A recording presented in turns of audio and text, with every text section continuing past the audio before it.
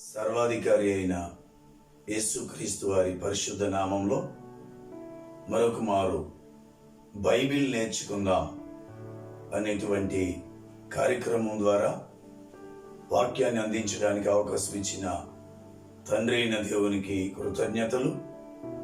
ఈ వాక్యాన్ని చూస్తూ ఉన్న వింటూ ఉన్న మీ అందరికీ అనేకమైన వందనాలు. గత కొన్ని వర్తమానాలలో 1 నుండి 6 అనే అంకె వరకు బైబిల్ గ్రంథంలో ఉన్న విషయాలను మాట్లాడడానికి ప్రభు కృప చూపించారు.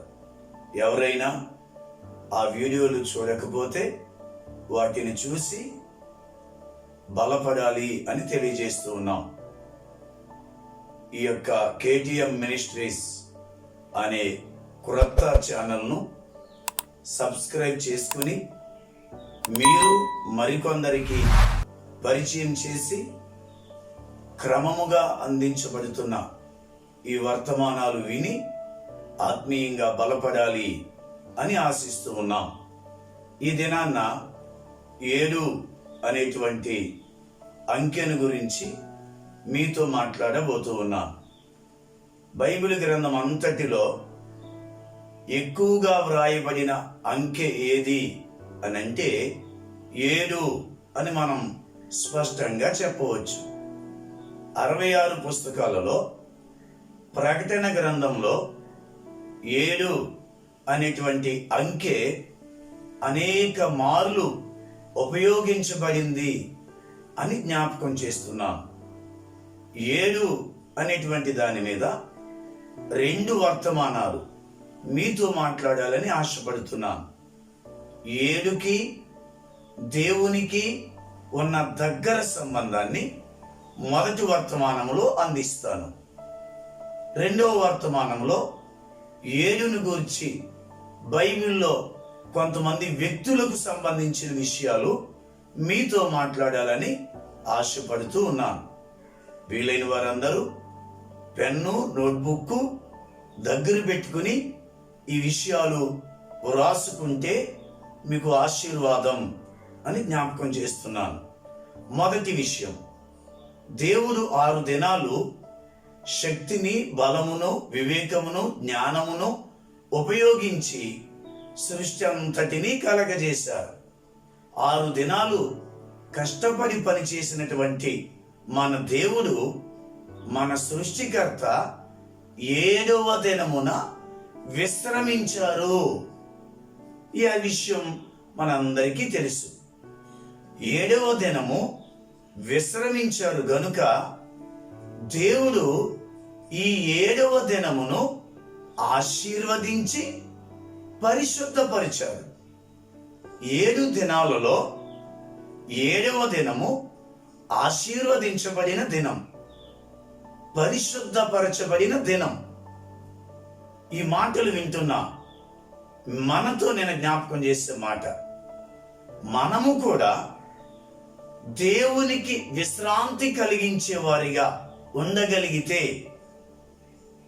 దాని అర్థం దేవుణ్ణి సంతోషపరిచే వారిగా ఉండగలిగితే, ఆనందపరిచే వారిగా ఉండగలిగితే, స్తుతించే వారిగా ఉండగలిగితే, ఆయన ఆజ్ఞలు ఆయన మార్గములు నడిచే వారిగా ఉండగలిగితే, ఆ 7ను ఎలాగైతే ఆశీర్వదించాడో, ఆ 7ను ఎలాగైతే పరిశుద్ధపరిచాడో, మనలను కూడా ఆశీర్వదిస్తాడు, పరిశుద్ధపరుస్తాడు అని జ్ఞాపకం చేస్తున్నాను.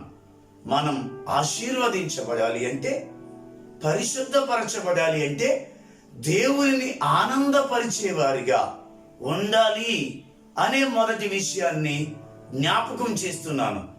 ఈ మాటలు వింటున్న దేవుని బిడ్డ, దేవుణ్ణి ఆనందపరిచే వారిలో ఉన్నావా? దేవుణ్ణి బాధపరిచే వారిలో ఉన్నావా? ఆలోచించమని మనము చేస్తూ ఉన్నాను. మొదటి విషయం, 7ను ఆశీర్వదించి పరిశుద్ధపరిచాడు ఆ 7వ దినమును అని జ్ఞాపకం చేస్తున్నాం. 2వ విషయం, దేవునికి 7 నేత్రాలు కలవు అని జకరియా గ్రంథము 4వ అధ్యాయము 10వ వచనములో చెప్పబడింది. 7 నేత్రాలు లోకమంతటా సంచారం చేస్తున్నాయి. నువ్వు ప్రార్థన చేయడం దేవుని 7 నేత్రాలు చూస్తూ ఉన్నాయి.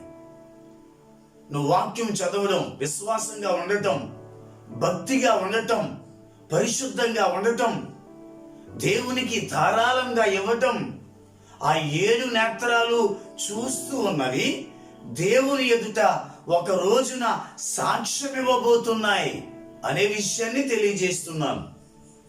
మరికొందరు రహస్యంగా పాపం చేస్తా ఉన్నారు.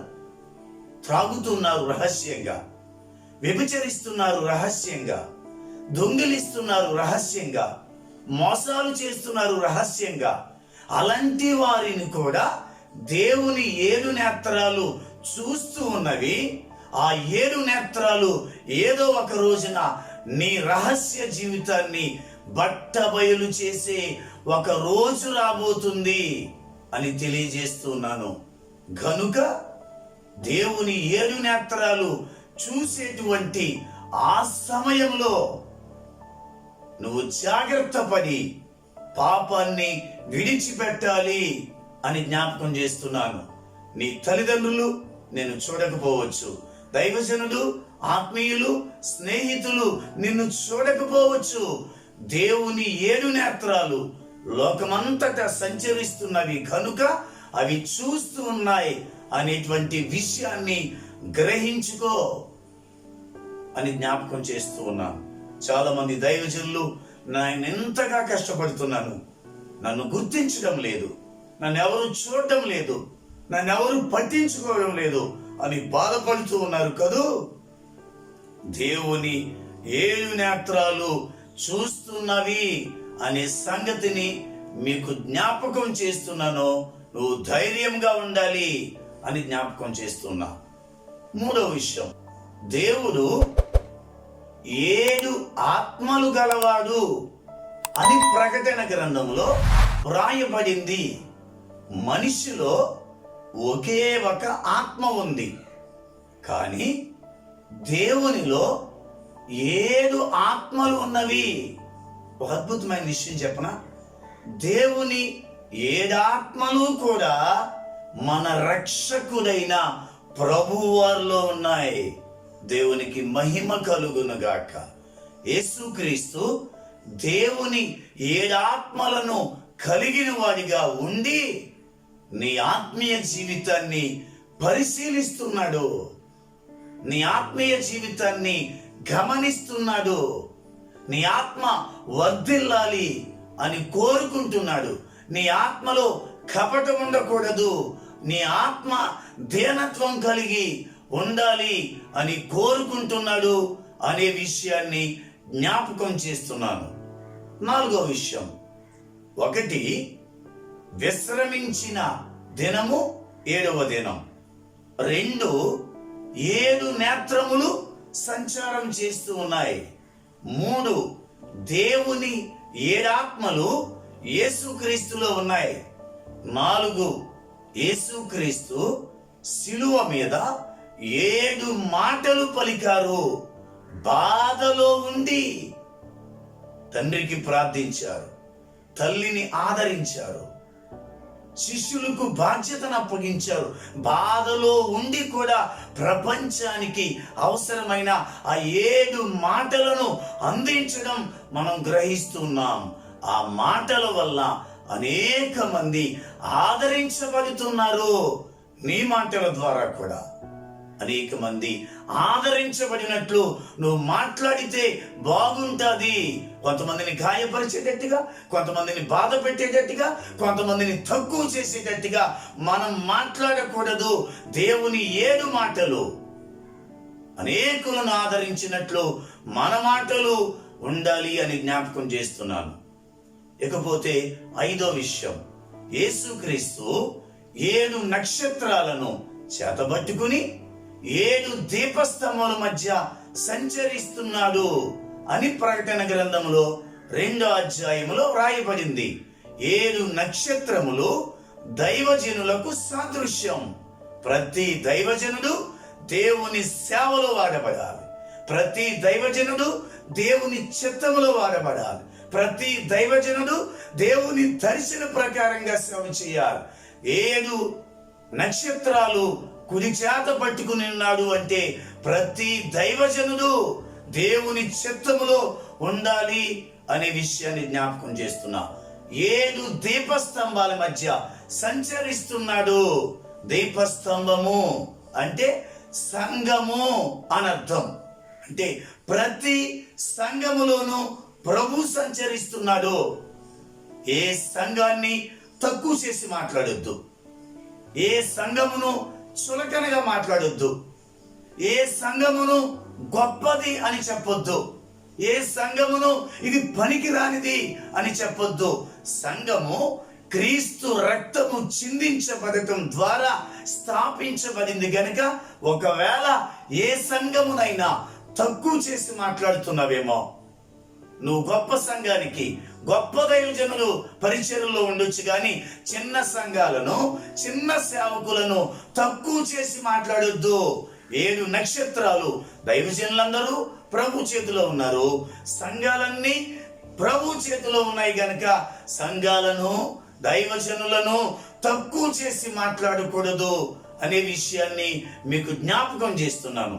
ఈ మొదటి వర్తమానం 7ను గురించి ముగించి 2వ వర్తమానంలో మరొక మారు మీతో మాట్లాడడానికి వెళ్లే ముందు ఈ 7ను గురించిన విషయాలను తెలుసుకున్న నీవు దేవుణ్ణి విశ్రమించే వారిగా, ఆయన కనుదృష్టి చూస్తుందని, దేవుని యొక్క 7 ఆత్మలు కలిగిన వాడు ప్రభు అని, దేవుని చేతిలో మనం ఉన్నాము అని, ఆయన మాటలు ఆదరించేవి అని గుర్తుకు తెచ్చుకుని ఈ 7ను గూర్చి నువ్వు జాగ్రత్తగా పరిశీలించి సంపూర్ణ స్థితిలోనికి వెళ్ళవలెనని తెలియజేస్తూ ఈ మాటలను ముగిస్తూ ఉన్నాను. ప్రార్థన చేసుకుందాం. పరిశుద్ధుడా, 7ను గురించి మీకు సంబంధమైన విషయాలు జ్ఞాపకం చేస్తాం. అవి విన్న నీ బిడ్డలు వాటిని ధ్యానం చేస్తూ స్మరించుకునే వారిగా సిద్ధపరిచి బలపరచుమని, వింటున్న వారి అవసరాలు తీర్చుమని యేసయ్య నామంలో అడుగుచున్నాం తండ్రి.